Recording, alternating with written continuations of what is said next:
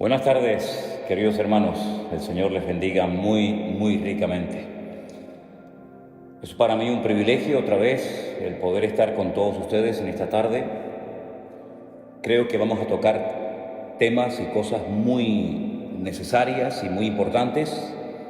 Y le he pedido al Señor, como sé que muchos de ustedes también lo están haciendo, que sea la Biblia, solamente la palabra de Dios, la que aclare las dudas, la que traiga luz y la que nos guíe en todo momento en la tarde de hoy. Estoy plenamente convencido que la Biblia es lo único que puede curar la peor o una de las peores enfermedades, que es la ignorancia. No hay nada peor que ser un cristiano, que ser un creyente ignorante. Y lamentablemente, con todo mi respeto, tengo que decir que en cuanto a la Escritura hay mucha ignorancia, mucha, comprensión, pero muy defectuosa, ideas muy extrañas, muy raras, interpretaciones demasiado particulares y personalistas. Y como dije el otro día, ninguna profecía de la palabra de Dios se puede interpretar unilateralmente. Y por supuesto descartamos de entrada el yo siento, el yo creo, el Dios me dijo, porque yo creo que eso ya a estas alturas como que no pega, ¿no? Tenemos que leer detenidamente los textos cuando los queremos estudiar, compararlos con otros pasajes paralelos de la Escritura y darnos cuenta de que la Biblia se interpreta a sí misma. Y lo que no entendemos en una parte, la podemos entender en otra y así sucesivamente. Ahora bien, yo creo que tenemos la obligación y la responsabilidad de entender todo lo que se pueda entender. Hay cosas que lógicamente se escapan de nuestro conocimiento, pero repito, todo lo que se puede entender, creo que es nuestra obligación entenderlo. Y también creo que es nuestro deber, y por eso oramos al Señor, para que Él nos ayude a descubrir lo oculto en lo que ha sido revelado. ¿Me explico? Hay muchas cosas en la Biblia que han sido reveladas, que parece que están ocultas, que no se perciben a priori, pero que con la sabiduría, con el conocimiento, con la práctica, con la experiencia y sobre todo con la gracia de Dios, podemos llegar a descubrir muchas cosas que han permanecido ocultas, que están aparentemente ahí como escondidas, pero que cuando comenzamos a meternos en la maravillosa palabra de Dios, comenzamos a descubrir cosas realmente extraordinarias. A través de nuestro hermano Freddy, pastor en Alicante, él me comentaba, me sugería que pudiéramos hablar en esta tarde un poco acerca de la unción, y lo vamos a hacer. Pero hoy vamos a hacer como dos bloques. Vamos a hablar acerca del tema de la unción, qué es, dónde se puede conseguir, etcétera, etcétera, para qué sirve. Pero permítame decirles que en estos días estoy recibiendo muchísimas preguntas de todas partes. Y quiero dejar algo bien claro, hermano. Miren, no voy a responder a preguntas que están claramente explicadas en la Biblia. Me explico. No quiero que primeramente me hagan una pregunta a mí de algo que está escrito en la palabra y luego vayan a la palabra. Vamos a hacerlo al revés. Vaya a la Biblia, busque en la palabra de Dios la respuesta a su pregunta, y si usted lee los pasajes que yo le pido que lea y no los entiende por el motivo que sea, entonces me preguntan a mí. Pero no recurran primeramente a mí haciéndome preguntas sin haber ido previamente a la palabra. Primero hay que ir a la Biblia, primero hay que ir a la palabra de Dios y luego usted puede preguntar todo lo que quiera. Dicho de paso, también decirles que me han hecho preguntas, lo digo esto con todo mi respeto, muy extrañas. Hoy alguien me pedía que por favor explicara en qué consiste el pánico espiritual. Perdónenme, pero es la primera vez en mi vida que me hacen esa pregunta y no tengo ni la más remota idea. El pánico espiritual, que explique la doctrina del balcón. No entiendo lo que es la doctrina del balcón.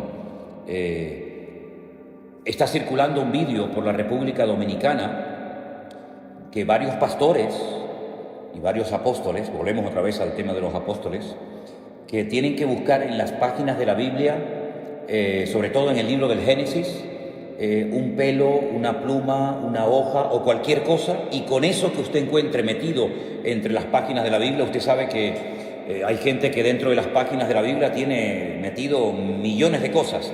Bueno, pues vaya al libro del Génesis, dicen estos personajes, y lo primero que encuentre en cualquier página del libro del Génesis, lo encuentra, se lo frota y ya automáticamente usted está sanada o, digamos, vacunada en contra del coronavirus. Sí, cosas realmente, permítame, increíbles, sinceramente tremendas, ¿no? Pero bueno, vamos a ir en serio ahora, vamos a ver. Yo quiero tener un primer bloque, una primera parte para estudiar o para por lo menos comentar lo que nos explica el profeta Ezequiel en dos capítulos de su libro. Concretamente el capítulo 38 y el capítulo 39 del libro de Ezequiel.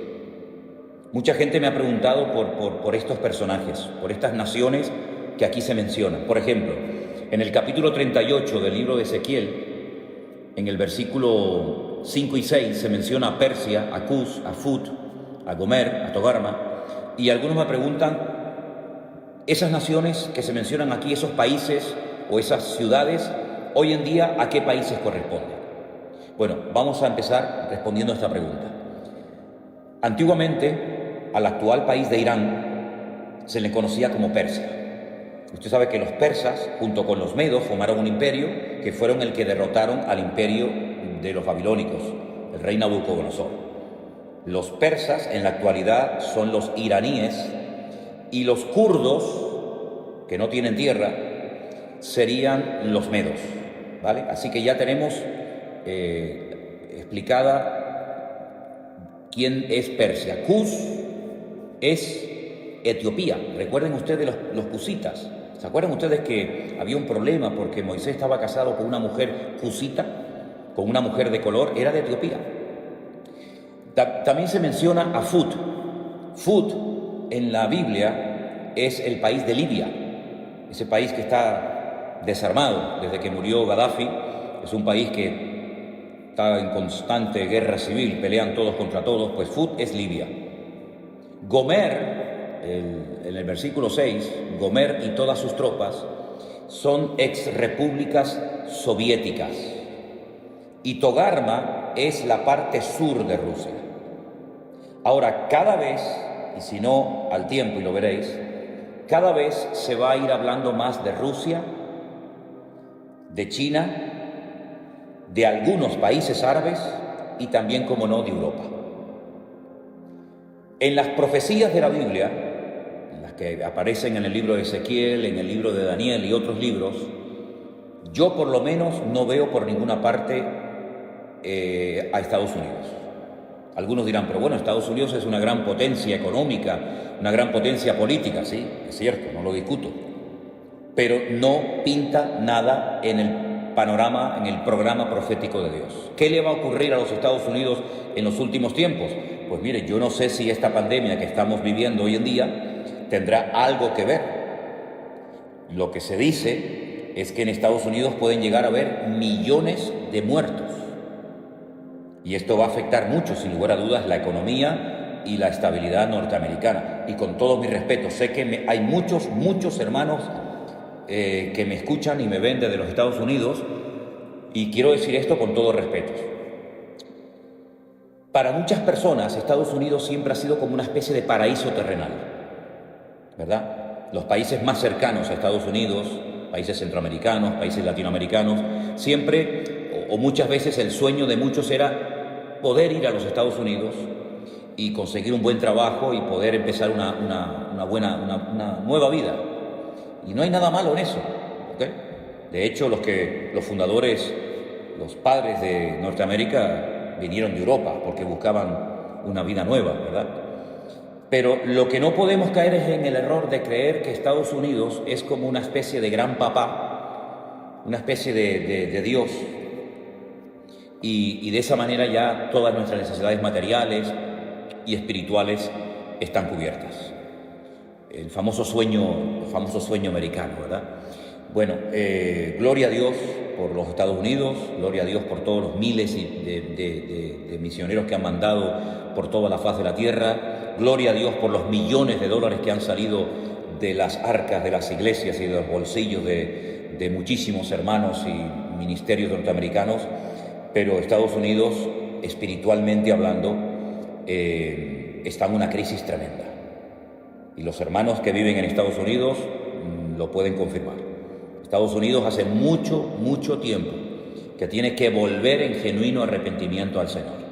Y pienso que a lo mejor este presidente que tienen en la actualidad, Donald Trump, puede ser tal vez la última oportunidad que tengan los norteamericanos antes de entrar en un trato muy severo de parte del Señor, para que vuelvan otra vez a la senda antigua, para que vuelvan otra vez al origen, para que vuelvan otra vez a la fuente de la vida, que es nuestro Señor Jesucristo.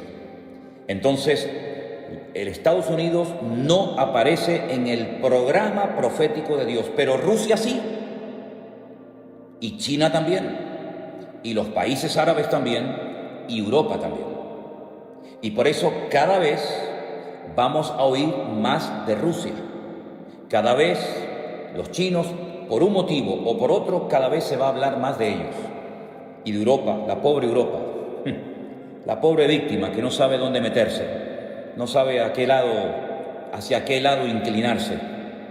Esa Europa que tiene nombre de mitología griega, que todavía no sabe cuál es su identidad, si tiene que abrirse a todas las religiones, si tiene que volver al cristianismo, si tiene que ponerse del lado de unos países o ponerse al lado de otros países. Bueno, pues en esos cuatro grupos, ahí se mueve prácticamente todo lo que va a ser el futuro, y lógicamente, no podía ser de otra manera, Israel, ¿verdad? Entonces repito, Rusia, China, Europa y algunos países árabes, cada vez se va a hablar más de ellos. No me malinterpreten con lo que voy a decir a continuación. Aunque es una realidad este tema famoso del coronavirus, y aunque es un hecho de que hay miles de personas que están muriendo en todas partes del mundo por este tema, que esto no sea algo que nuble nuestra visión espiritual, por favor. Que esto no nos despiste, porque hay profecías que para que se cumplan tienen que darse situaciones muy parecidas a las que estamos viviendo en este tiempo. Digamos que este sería el caldo de cultivo o el inicio, el comienzo de un proceso que ya no va a dar marcha atrás. Es una especie como de cuenta regresiva, y esta pandemia va a traer muertes, esta pandemia va a traer crisis económica, esta pandemia, este virus va a traer paro, va a traer un desequilibrio en las naciones, y este va a ser el caldo de cultivo para que muchas naciones, para que muchas superpotencias, Rusia, China, etcétera, pues intenten posicionarse y repartirse luego el pastel, porque esto va a terminar, evidentemente. Esto del coronavirus no va a ser para siempre, no va a ser algo eterno, pero esto es el preludio, este es el prefacio, esta es la introducción a algo que viene de una forma terrible.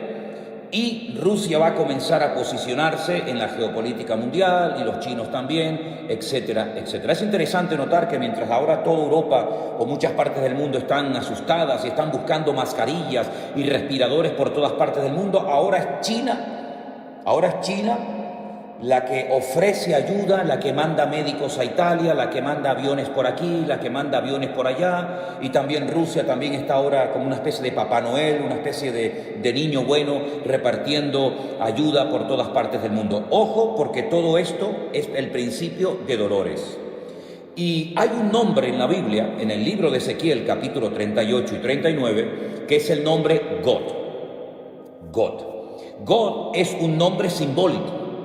No es el nombre de una persona, pero en cierto sentido podríamos decir que ese inicuo, ese hijo de pecado, ese cuerno pequeño del cual nos habla Daniel, o ese anticristo del cual nos habla el apóstol Juan, es este personaje llamado God. Ahora, si os dais cuenta, hay un rey en la historia de Israel cuyo nombre empieza por la misma letra que por la que termina. ¿Saben cuál es, verdad? ¿Cuál es el rey de Israel que empieza por la misma letra su nombre y termina, que empieza por una letra y termina por la misma letra? El rey David. David en hebreo son 3 letras, Dalet, Bat, Dalet. Y ahí hay un mensaje, ahí hay algo muy importante. Es decir, no es una persona, digamos, fluctuante, que es una cosa ahora y una cosa más tarde. Fíjense qué nombre le da la Biblia a este perverso, a este inicuo, a este hombre de pecado, a este hijo de perdición, como lo denomina Pablo en una de sus cartas a la iglesia de Tesalónica.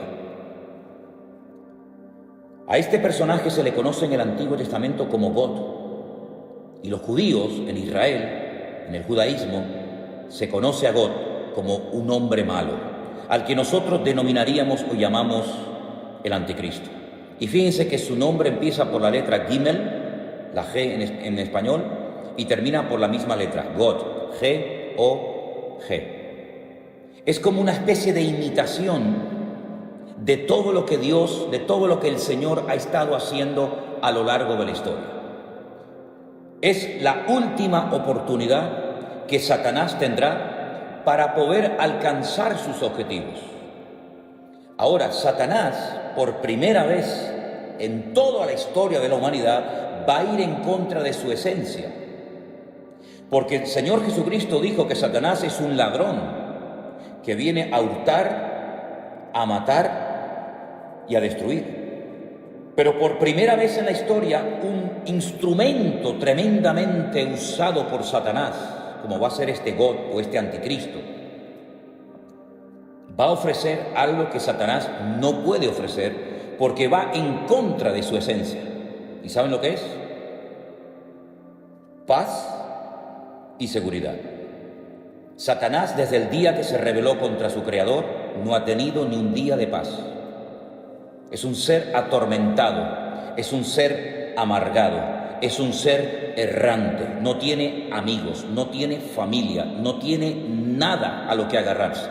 Es un ser solitario que sabe que le queda poco tiempo y a través de todas las edades ha intentado destruir, neutralizar, hacer fracasar el plan de Dios, y ahora cambia la estrategia y comienza a ofrecer a través de este personaje paz y seguridad. Ahora bien, este personaje, el anticristo, que se va a levantar en los últimos tiempos, se va a manifestar como el hombre de pecado, ofrecerá paz y seguridad, pero cuidado, es falso.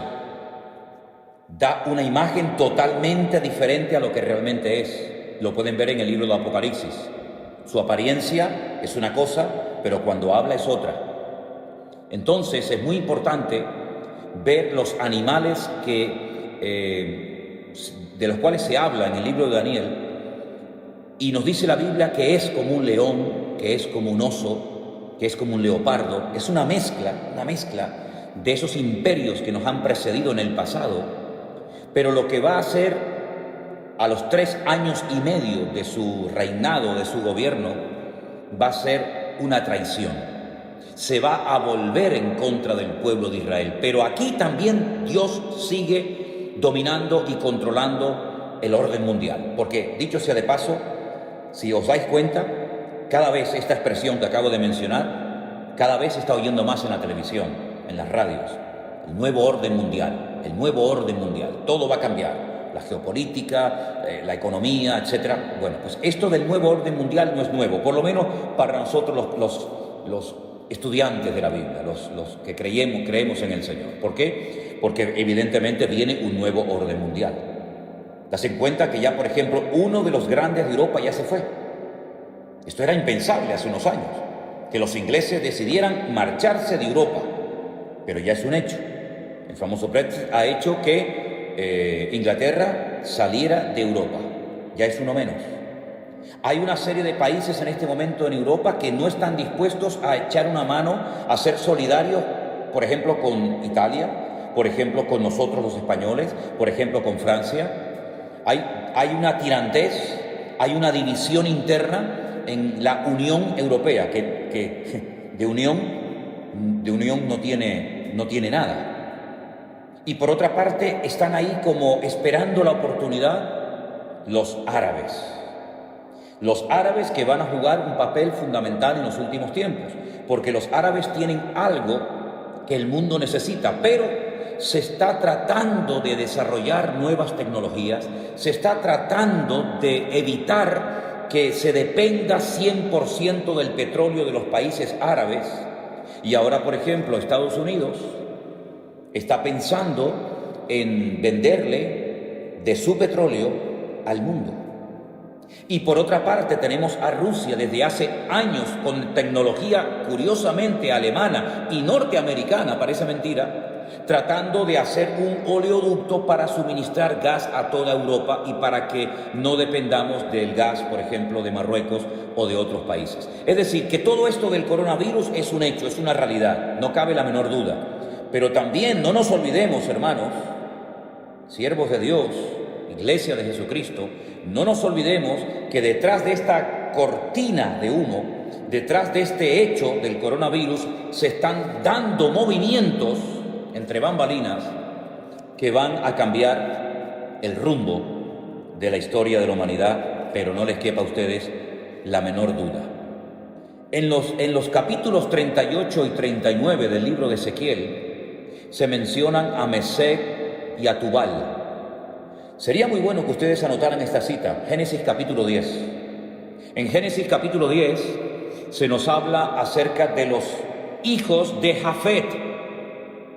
Yo no tengo tiempo para explicar todo esto ahora, pero cuando Noé salió del arca, sus tres hijos, Sem, Can y Jafet, se extendieron por todas las naciones de la tierra, y todas las naciones tienen su origen en Sem, en Can o en Jafet. Y hijos de Jafet fueron Mesec y Tubal, es decir, que Mesec y Tubal fueron nietos nada más y nada menos que de Noé. Y estos hijos de Jafet, estos nietos de Noé, sería muy interesante que ustedes vieran dónde se ubicaron, dónde comenzaron a reproducirse, qué países del mundo comenzaron a poblar, de tal manera que de esas regiones en los últimos tiempos se levantarán ejércitos tremendamente poderosos y armados hasta los dientes, y que van a ser llevados, escuche bien esto, van a ser llevados por Dios hasta Israel para que allí conozcan el poder de Dios. Es decir, Dios nunca ha perdido el control de las naciones ni del mundo. Dios es soberano. Y Dios sabe cuándo y cómo y dónde mover a los líderes, a las naciones, a los ejércitos, etcétera, etcétera. Y es Dios el que lleva a Gog hasta la tierra de Israel y dice que allí es donde muere. Permítame leerles Ezequiel capítulo 39, versículo 11, para los que tienen su Biblia abierta. En aquel tiempo yo daré a Gog lugar para sepultura, allí, en Israel. Allí es donde será enterrado Gog, en el valle de los que pasan al oriente, al mar, y dice que en aquel lugar enterrarán a Gog y a toda la multitud que viene con él, y aquel lugar será llamado el valle de la multitud de Gog. Es muy interesante que aún esta batalla, esta famosa batalla de Armagedón, aún no se ha llevado a cabo, y ya el Señor nos dice de antemano a través del profeta Ezequiel dónde va a ser enterrado Gog. Una vez hablando con unos rabinos en Jerusalén salió este tema, el tema de Gog, de Magog, de Mesec, de Tubal, porque Magog es la tierra, ¿vale? Magog es la tierra sobre la cual reina Gog, ¿bien? Y Mesec y Tubal son, digamos, regiones satélites, antiguas hijas de la Unión Soviética, que se volverán a unir en los últimos tiempos y, capitaneados por Rusia y por otros ejércitos, atacarán al pueblo de Israel desde el norte, dice la Biblia. El peor enemigo de Israel está en el norte. Cojan un mapa cuando puedan y tracen una línea recta desde Jerusalén hacia arriba y van a llegar derecho a Moscú. en línea recta, sin desviarse ni a derecha ni a izquierda, de Jerusalén hacia arriba, cruzan todo lo que son los altos del Golán, atraviesan Siria, pasan por Turquía y a continuación arriba, directamente, justo al norte, Moscú, la capital de Rusia. Entonces, lo que quería decirles es que el pueblo de Israel sabe perfectamente estas profecías, muchos las conocen y saben perfectamente que del norte viene una invasión tremenda. Ahora, como les decía, hablando una vez con estos rabinos, y salió el tema de God y cómo iba a ser enterrado y todo esto, me dieron una explicación, una respuesta interesante. No digo que sea exactamente así, pero yo os la voy a compartir porque sé que a muchos de ustedes les interesa este tema. ¿Se acuerdan ustedes cuando Noé salió del arca? Dice que al poco tiempo Noé apareció totalmente desnudo, borracho en la puerta de su tienda. Recuerden los 3 nombres de los hijos de Noé: Sem, Can y Jafet. Dice la Biblia que Can se burló de su padre. Parece ser que hubo sus más y sus menos. Y cuando Noé despierta, maldice a la descendencia de Can. Maldice a Canaán, que aún no había nacido. Los cananeos son descendientes de Can y eran naciones, eran pueblos que estaban totalmente bajo la maldición de Noé, porque hizo burla de su padre, porque vio la desnudez de su padre. Sin embargo, Sem y Jafet marcharon marcha atrás y taparon la desnudez de su padre. Y estos rabinos me decían que por un detalle de Dios a los descendientes de Jafet, y uno de ellos es God, el Señor le permite sepultura en la tierra de Israel. Ahí queda eso. Cómanse el pescado y dejen las espinas a un lado. La batalla será de tal magnitud, y quiero dejar una cosa bien clara: esta batalla que se describe en los capítulos 38 y 39 del libro de Ezequiel aún no se ha llevado a cabo. Esto es profético, esto nunca ha ocurrido, esto es algo que va a ocurrir en los últimos tiempos. Desde Tbilisi, vecino con Rusia. Qué interesante este mensaje que nos acaban de mandar Miriam Masi. Te saludo desde Tbilisi, Europa del Este, país vecino con Rusia. Interesante. Esta batalla será de tal magnitud que una vez que termine, y la batalla se llama la batalla de Armagedón, se va a llevar a cabo en un valle precioso que he tenido la oportunidad y el privilegio de verlo muchas veces, de caminar por él, de conducir por medio del valle, el valle de Jezreel, el valle de Megiddo. Es un valle inmenso. Ya Napoleón dijo cuando lo vio: este es el valle perfecto para llevar a cabo una gran batalla. Bueno, pues en ese valle se va a llevar a cabo una batalla tremenda que va a llegar hasta el Monte de los Olivos en Jerusalén, donde muere el anticristo y muchas de sus tropas. Y una vez que la batalla termine, dice que estarán durante 7 años quemando al fuego el armamento que las tropas trajeron para atacar al pueblo de Israel. Allí habrán tropas de todas partes del mundo, También los chinos mandarán millones y millones de soldados para atacar al pueblo de Israel. Porque al final todas las naciones del mundo quieren conquistar Jerusalén y la quieren para ellos. Y la Biblia nos enseña que en ese valle del Armagedón la batalla será tan espectacular. Dice la Biblia que lloverá lluvia impetuosa, piedras de granizo, fuego y azufre. Apocalipsis dice que serán del peso de un talento, 45 kilos. Probablemente está haciendo referencias a bombas, vete tú a saber. Y la Biblia nos enseña que durante 7 años después de la batalla de Armagedón estarán quemando el armamento de todas aquellas personas que vinieron a pelear contra Israel. 7 años. Pero en el versículo 12 dice: y la casa de Israel los estará enterrando por 7 meses para limpiar la tierra.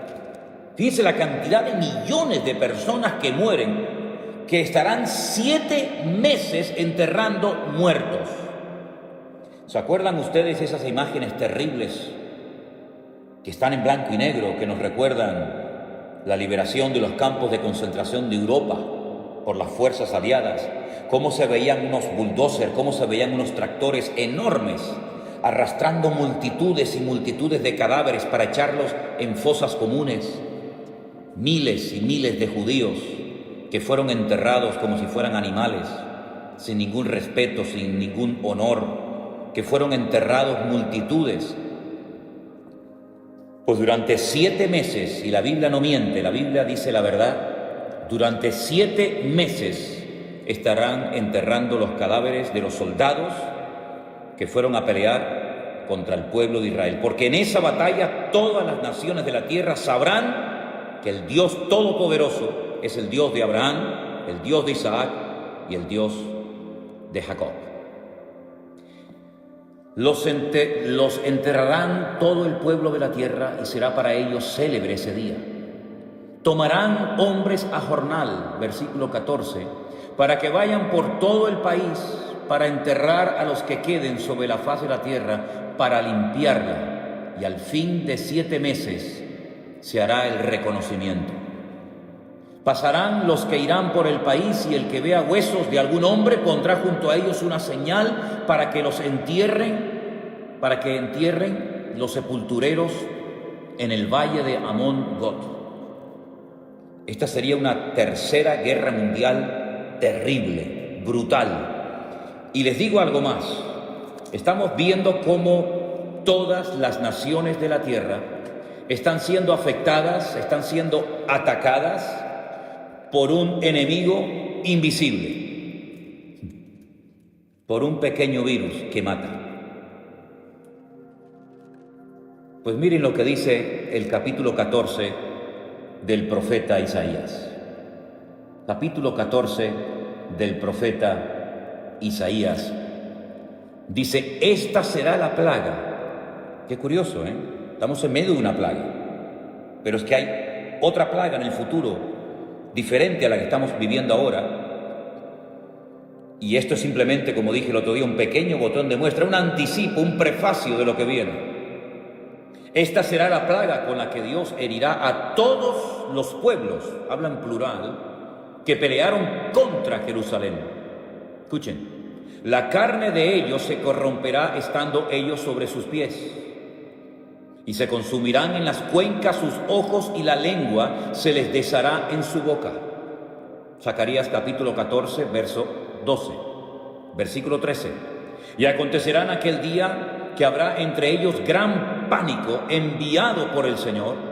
Trabará cada uno de la mano a su compañero y levantará su mano contra la mano de su compañero. Se matarán entre ellos, van a pelear contra Jerusalén, van a querer destruir a Israel y al final se terminan matando y peleando entre ellos. Y no es la primera vez que esto pasa, porque en el Antiguo Testamento, en la Tanaj, sabéis perfectamente que esto ya pasó en otras ocasiones. Todos los que sobrevivan de las naciones tendrán que venir a Jerusalén cada año para adorar al Rey, al Señor de los ejércitos, y a celebrar la fiesta de los tabernáculos. Pero fíjense cómo esta plaga afectará tanto a bestias como a seres humanos, y morirán millones y millones de personas. 7 meses enterrando cadáveres, 7 meses enterrando muertos.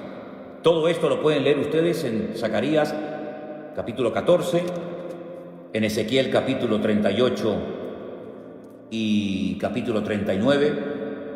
Pero para terminar este bloque, permítame llevarles al libro del Apocalipsis, último libro de la Biblia, al capítulo 20. Ha habido una gran batalla, la batalla de Armagedón, una batalla donde han muerto millones de seres humanos. El Señor viene, establece su reino en Jerusalén por 1000 años, y después de los 1000 años, Satanás, que ha estado durante todo este tiempo atado, privado de libertad, sin poder hacer absolutamente nada, pues dice en el capítulo 20, que habla acerca del tema del milenio, en el versículo 7, cuando los 1000 años se cumplan, Satanás será suelto de su prisión y saldrá a engañar a las naciones que están en los 4 ángulos de la tierra. Y otra vez menciona a Gog, a Magog, a fin de reunirlos para la batalla, el número de los cuales es como la arena del mar. Es decir, no han aprendido la lección. El hombre no termina de aprender del pasado, vuelve siempre a cometer los mismos errores. Han visto una batalla tremenda donde han muerto millones y millones de seres humanos, donde han estado 7 años quemando al fuego el armamento, donde han estado meses enterrando cadáveres, donde la sangre dice que ha llegado hasta la altura de los frenos de los caballos, por poner un ejemplo. Terrible, ríos de sangre. Es como un lagar donde Dios derrama su ira contra las naciones que vienen a atacar a Israel. Comienza el milenio, está el Señor Jesucristo, subimos a Jerusalén a adorarle, estamos allí con Él, vemos su gloria, vemos su imperio, vemos su dominio y su autoridad, sueltan al diablo y vuelven otra vez a juntarse las naciones para atacar otra vez al campamento de Dios. El hombre no termina de aprender. Aprenderán las naciones, aprenderán estos políticos que tenemos, las lecciones que nos está dando la historia, el mensaje que le está transmitiendo Dios a la humanidad a través de esta pandemia. En fin, ustedes saben perfectamente la respuesta. Pasamos a otro tema. La unción. ¿Qué es la unción? La Biblia nos enseña que los reyes, antes de poder gobernar, tenían que ser ungidos, ¿verdad? Vemos, por ejemplo, por poner un ejemplo, vemos a Samuel yendo a Belén de Judea, a la casa de un tal Isaí, para ungir con un aceite especial, el aceite de la unción, como se dice en Éxodo 25:6. Voy a dar una serie de versículos, los que están tomando nota, este es el primero, Éxodo 25:6. El aceite de la unción se preparaba con unas especies muy especiales. El aceite de la unción no se podía utilizar para otras cosas más que para ungir, ¿vale? Y allí en el libro de Éxodo, capítulo 25:6, se habla del aceite de la unción, y también en el libro de Levítico se nos dice un poco de su elaboración, de cómo se preparaba. Vemos en el libro de los Salmos, yo voy a dar el versículo y no puedo leer todos los textos porque si no esto sería interminable. En el Salmo 89:20 dice que el Señor ungió a David para ser rey de Israel. También a otros, ¿no? Pero concretamente el Salmo 89 es el salmo donde encontramos el pacto que hace Dios con David, y en ese pacto incluía una unción especial para ser rey de las 12 tribus de Israel, ¿vale? La palabra Mashiach, ungido, no es un nombre propio, como puede ser Antonio, Tomás, Santiago, Ricardo, Alberto, Manuel, sino que es un título, más que un título, es algo que se hacía sobre las personas, sobre algunos objetos, para consagrarlos para un servicio especial. Se ungían a los reyes, se ungían a los profetas, se ungían a personas para una función específica. El rey de Israel era el ungido del Señor. Ahora, esa unción, ese respaldo divino que se representaba derramando un aceite que se preparaba especialmente sobre la cabeza, sobre las vestiduras. Por ejemplo, en el Salmo 133 nos habla de la unción que se derramó sobre Aarón como sumo sacerdote en el tiempo de Moisés en el desierto, en el tabernáculo, ¿verdad? Esa unción, ese acto de Dios de respaldar a un hombre, de respaldar a una persona para ser rey, para ser sacerdote, para ser profeta o para una función en específica, esa unción, ese respaldo de Dios también se menciona en el Nuevo Testamento.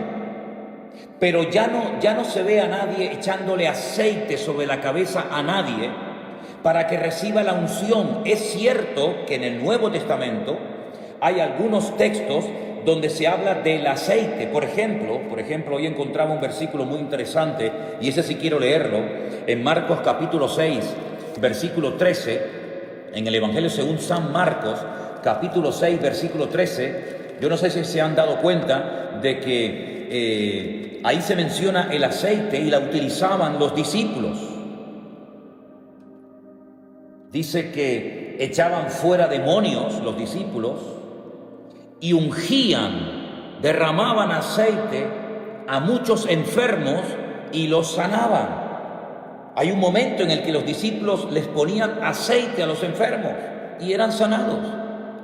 Y Santiago en su epístola nos dice que está alguno enfermo, llame a los ancianos de la iglesia para que vayan, lo unjan con aceite, y verdad. Entonces vemos que es algo también del Nuevo Testamento, pero no se utiliza en el Nuevo Testamento el aceite para ungir a un pastor, o para ungir a un diácono, o para ungir a una persona para que haga una función específica en el cuerpo de Cristo, es decir, en la iglesia. No, eso no se ve en el Nuevo Testamento.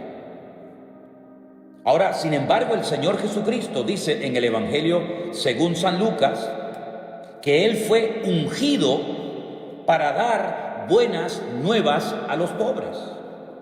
¿Quién ungió? ¿Quién ungió al Hijo de Dios, al Señor Jesucristo, para el ministerio espectacular que tuvo durante su existencia? Hay dos versículos muy interesantes que me gustaría que leyéramos. Uno se encuentra en Hechos capítulo 4, versículo 27. Hechos capítulo 4, versículo 27, nos dice lo siguiente acerca de la unción. Dice, porque verdaderamente se unieron en esta ciudad contra tu santo Hijo Jesús, a quien ungiste,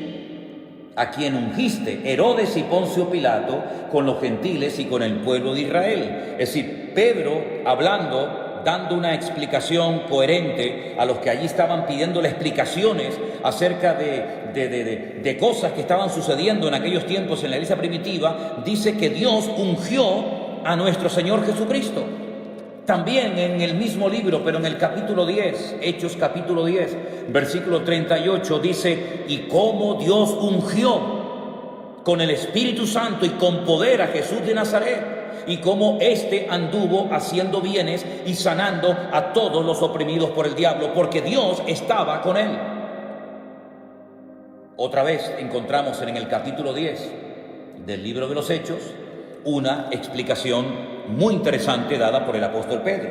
Y él dice que Dios ungió con el Espíritu Santo al Señor Jesucristo para poder desarrollar y para poder cumplir con la misión que el Padre le había encomendado. La Biblia, cuando habla del Señor Jesucristo, habla de su ungido.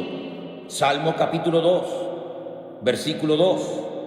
La Biblia dice en Lucas 4:10, el mismo Señor Jesucristo leyendo en la sinagoga, dice que Dios lo ungió para dar libertad a los cautivos, para dar vista a los ciegos.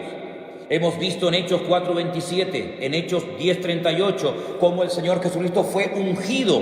Bueno, recuerden ustedes, mis queridos hermanos, que el día que Juan Bautista bautizaba al Señor Jesucristo en el río Jordán, dice la Biblia que el Espíritu de Dios descendió sobre él en forma corporal como de paloma, y se oyó una voz del cielo. Y el Padre dijo, este es mi Hijo amado, en el cual tengo complacencia. Por lo tanto, el mismísimo Señor Jesucristo fue ungido con el Espíritu Santo para poder desarrollar una función, un ministerio realmente extraordinario. Ahora bien, hoy en día, sobre todo en ciertos y determinados círculos evangélicos, vuelvo otra vez a decir lo mismo, es que conozco muy bien ese terreno, conozco muy bien ese ambiente, porque me crié y estuve muchos años en él, y sé que el tema de la unción es un tema que se ha sacado totalmente de contexto. Y entonces incluso he estado en culto donde se le echaba litros, botellas de aceite sobre la cabeza a la gente para que recibieran la unción de Dios. Eso no se ha visto en ninguna parte de la iglesia primitiva. Eso no se ve en ninguna parte del Nuevo Testamento. Pero sin embargo, en algunas iglesias evangélicas se ha visto y se utiliza muchísimo, no el uso del aceite para orar por enfermos, lo cual es bíblico. No digo que siempre haya que hacerlo, pero si se hace, no es ningún pecado. No estamos quebrantando ninguna norma bíblica, no es nada de superstición, ni es nada extraño. Se puede ungir con aceite a un enfermo. No hay ningún problema en hacerlo, es bíblico. Hay un texto de la Biblia que lo respalda. Luego, hay que decir amén, aunque tal vez no te guste, no lo hayas hecho nunca, pero hay algo que la Biblia dice acerca de la unción sobre los enfermos. Pero en ningún momento encontramos en la Biblia a pastores, a apóstoles, a discípulos echando botellas y botellas, litros y litros de jarra y de aceite sobre la gente para que reciban la unción. Eso no es bíblico, eso no es correcto, eso no es de Dios. Eso es un disparate, eso es un invento de los hombres y la gente en su ignorancia, que es una de las peores enfermedades que tiene la iglesia, lamentablemente. Y espero que se vaya sanando la iglesia con el bálsamo de la palabra de Dios, con el conocimiento de Dios. Espero que nos demos cuenta de que yo no tengo que ir a un altar para que un ungido me unja con aceite para recibir la unción del Espíritu Santo. Eso es un disparate. La unción no la da un hombre. La unción, el respaldo, lo da el Señor. Lo que pasa es que hay algunas personas que, como no tienen el respaldo de Dios, tienen que buscar el respaldo y la unción del hombre. Pero dice la Biblia, y vamos a leerlo, en 2 de Corintios, capítulo 1, versículo 21, repito, 2 de Corintios, capítulo 1, versículo 21, algo muy interesante referente a esto que estamos hablando en esta tarde. Dice: Él es el que nos confirma con vosotros en Cristo, y el que nos ungió es Dios. Eso lo dice la Biblia. Todas las Biblias del mundo dice que quien nos ungió es Dios. 2 de Corintios, capítulo 1, versículo 21. ¿Qué les parece? La Biblia dice que nosotros tenemos, ya es un hecho, es una realidad, tenemos la unción de Dios en nuestra vida. Y como siempre digo, vamos a la Biblia, vamos a la palabra. Primera de Juan, capítulo 2, versículo 20. Y dice así la palabra del Señor: pero vosotros tenéis la unción del Santo. Vosotros tenéis la unción del Santo. Más adelante en el versículo 27 dice: pero la unción que vosotros recibisteis de Él, permanece en vosotros, y no tenéis necesidad de que nadie os enseñe, así como la unción misma os enseña todas las cosas, y es verdadera y no es mentira. Así que, queridos hermanos y amigos, la unción de Dios se manifiesta de muchas formas. Evidentemente, no todo el mundo ha recibido la misma capacidad. Cambiemos, si quieren, la palabra unción por la palabra capacidad, y así nos entendemos todo mejor, ¿les parece? Dios ha capacitado a unos para la enseñanza. Dios ha capacitado a otros para el evangelismo. Dios ha capacitado y ungido a unos para la música, a otros para cualquier otro ministerio. Pero todo creyente tiene el Espíritu Santo en su corazón. Ahora, yo sé que en algunos círculos evangélicos y sobre todo en algunas denominaciones, incluso en la denominación en la que yo me convertí, y lo voy a decir, las Asambleas de Dios. En las Asambleas de Dios se nos enseñaba que el que no hablaba en lenguas no tenía el Espíritu Santo con él. Claro, yo me crié en esa denominación, yo me convertí en una iglesia de las Asambleas de Dios y se nos enseñaba hasta la saciedad que los pentecostales tenían el Espíritu Santo y los que no eran pentecostales, es decir, los que no habían hablado en lenguas, no tenían el Espíritu Santo. Y lo creíamos, porque así nos lo decían. Y nosotros teníamos el Evangelio completo, Los demás tenían un Evangelio por incompleto. Nosotros teníamos la bombilla de 100 vatios, los demás de 25. Y crecimos con esa idea falsa, con ese orgullo denominacional que no es de Dios. Y cuando uno comienza a escudriñar las Escrituras, encuentra versículos como ese que dice: todos fuisteis bautizados en un cuerpo. Dios nos ha bautizado a todos. Todo creyente tiene al Padre, al Hijo y al Espíritu Santo. ¿O solamente es patrimonio de las iglesias pentecostales? ¿Todos los que hablan en lenguas realmente son lenguas de Dios? ¿O a veces son lenguas inventadas? Porque de esto habría que hablar largo y tendido, Otro día, si quieren, hablamos de esto. Todos los que hablan en lenguas verdaderamente reciben esa unción de lo alto, sus vidas son transformadas y todos hemos sido bautizados en un cuerpo. La experiencia de hablar en lenguas, si quieren, otro día hablamos de eso. Pero no es bíblico decir que solamente los que han hablado en lenguas tienen el Espíritu Santo. Eso es un disparate, eso es antibíblico, y algún día muchos que han enseñado durante años eso tendrán que pedir perdón, porque a la luz de las Sagradas Escrituras han enseñado algo que no es cierto, algo que no es verdad. Todos nuestros hermanos, aunque nunca hayan hablado y aunque nunca hablen en lenguas en su vida, todos los cristianos tenemos el Espíritu Santo en nuestros corazones. Bueno, no puedo leer, como pueden comprender, los saludos y las preguntas y las cosas que me hacen, porque estoy con un móvil, tiene una pantalla muy pequeñita y es prácticamente imposible leer todo esto. Pero permítame darles un versículo que después quiero que lo lean, si pueden, en sus casas. Isaías 45:1. Isaías 45:1. Miren, un hombre que no era cristiano, que no fue bautizado en agua, que no era pentecostal, que nunca leyó el Nuevo Testamento, que no dio diezmos ni ofrendas, un hombre que yo sepa que no habló ni en lenguas, ni interpretó, ni nada que ver, el Señor lo llama mi ungido. Estoy hablando de Ciro, un hombre que Dios capacitó, un hombre que Dios ungió para que fuera un instrumento tremendamente poderoso en las manos del Señor, para que trajera bendición al pueblo de Israel.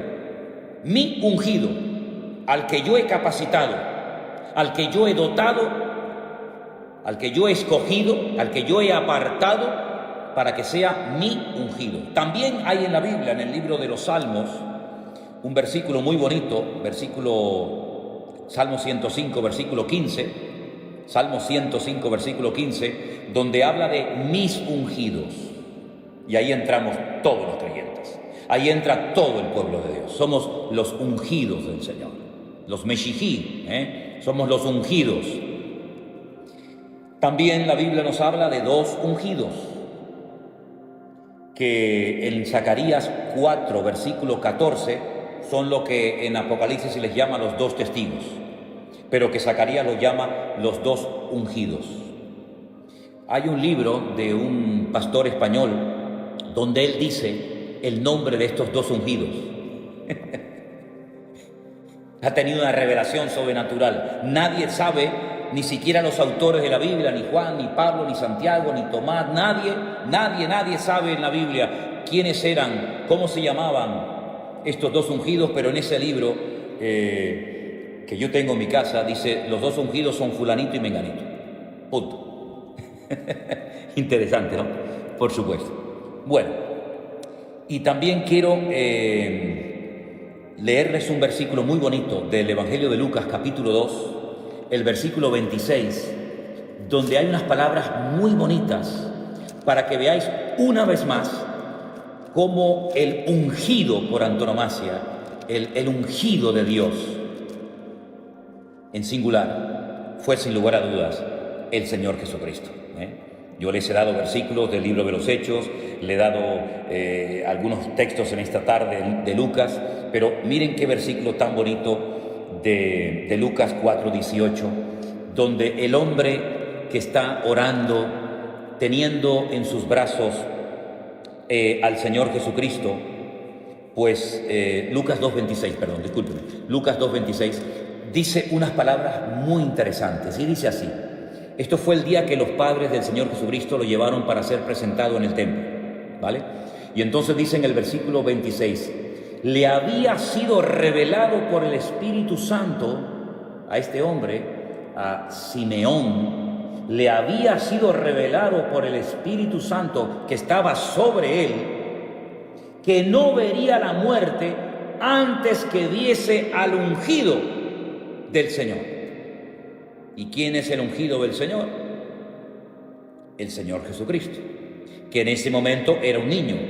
Pero entonces él dice, cuando los padres del niño lo trajeron al templo para hacer por él conforme al rito de la ley, él lo tomó en brazos y bendijo a Dios, dijo, ahora Señor, despides a tu siervo en paz conforme a tu palabra, porque han visto mis ojos tu salvación.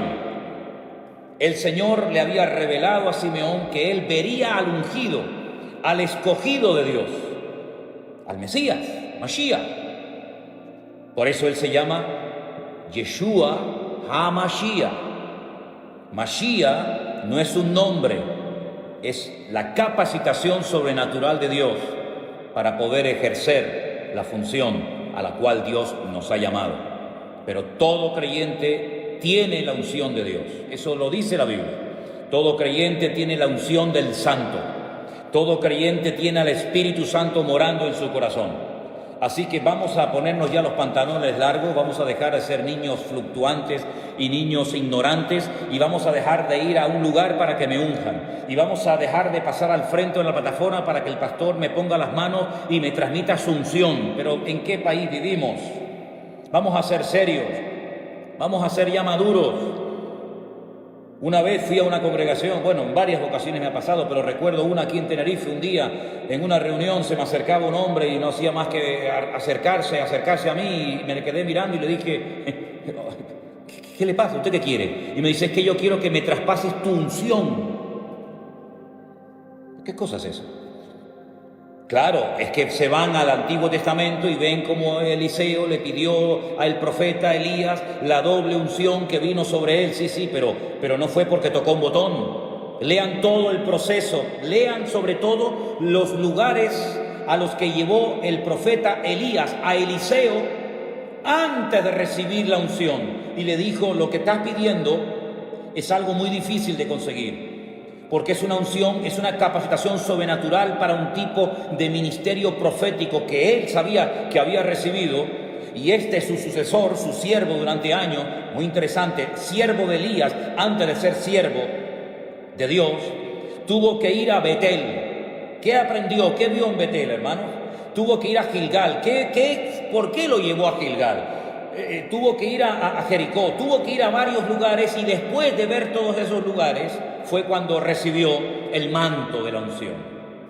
Pero eso de que ahora va a venir el ungido a ver si nos pone el manto, eso lo he visto yo en congresos. Eso se ha promocionado mucho en congresos, por lo menos en España. Yo no sé en otros países, pero en España yo he ido a congresos porque como fulanito de tal tenía una unción espectacular, que yo no digo que no la tuviera, pues vamos a que nos traspase el manto de la unción. Eso suena muy bonito, pero eso, discúlpeme, no funciona así. Eso no funciona así. Más oración, más búsqueda de Dios, más conocimiento bíblico, y vamos a dejarnos de jugar, que ya es tiempo de madurar. Ya es tiempo de ir hacia adelante y agradar a Dios, buscar más en Dios. Si hubiéramos buscado más en el Señor lo que tantos han buscado en el hombre, pues otro gallo cantaría. A ver, ni pasar por el talib. No, claro, por supuesto. Vamos a ver, hermanos, en el libro del pastor sacó el conocimiento de la Biblia muchas horas. Bueno, créanme que me resulta imposible leer todos los mensajes porque entran tan rápido uno detrás de otro que ya después lo leeré con detenimiento. Hermanos, vamos a terminar este tiempo con oración. Hemos tenido hoy como 2 bloques separados, hemos hablado de 2 temas diferentes. Hemos hablado de Gog, Magog, Mesec, Tubal, hemos hablado de los capítulos 38 y 39 de Ezequiel, y después hemos pasado al tema de la unción. Yo la próxima semana hay algo que me gustaría tocar, porque veo que se ha ido metiendo sutilmente en muchas congregaciones, ha hecho mucho daño, y es el tema de todo lo judío, que si el talí, que si la mesuzá, las velitas del Shabbat, Pesach, Shavuot y muchas cosas que, claro, como hay tan poca base y tan poco fundamento, han distorsionado y atontado a más de uno, Y resulta que ahora ya nada de lo que nos enseñaron, nada de lo que hemos creído vale, sino que ahora hay que cambiar, romperlo todo y empezar de nuevo, porque resulta que la Biblia está mal traducida, porque resulta... De eso me gustaría a mí hablar la próxima semana, de las fiestas judías y de todas estas cosas que todavía hay mucha gente que no sabe nada. Se aprenden 4 o 5 palabras en hebreo y se creen que ya han descubierto la pólvora. Que Dios nos ayude y nos bendiga. La próxima semana seguiremos. Mañana es Shabbat, mañana es reposo y tranquilidad. Y el domingo, Dios mediante, estaremos retransmitiendo desde Santa Cruz, nuestra iglesia en Santa Cruz, Vida Nueva, el culto en directo. Vamos a participar de la Santa Cena. Yo les he pedido a los judaizantes, yo les he pedido a los hermanos de nuestra congregación que estén preparados, se los recuerdo a través de aquí del Facebook, que estéis preparados con vuestra copita de mosto, de vino, de trozo de pan, para que podamos participar juntos de la mesa del Señor. Gracias a todos ustedes por haber estado con nosotros. Gracias de todo corazón a las personas que están colaborando de una manera desinteresada para sostener el ministerio, para sostener la obra. Que Dios les bendiga. A todos les mando un gran saludo. Ahora, después de cortar esta emisión, estaré leyendo la cantidad de mensajes que ustedes me han mandado, porque han sido muchísimos. Espero poder leerlos todos. Sigan orando por nosotros, como nosotros estamos orando por ustedes. Que la paz del Señor esté con vosotros y Shabbat Shalom para todos.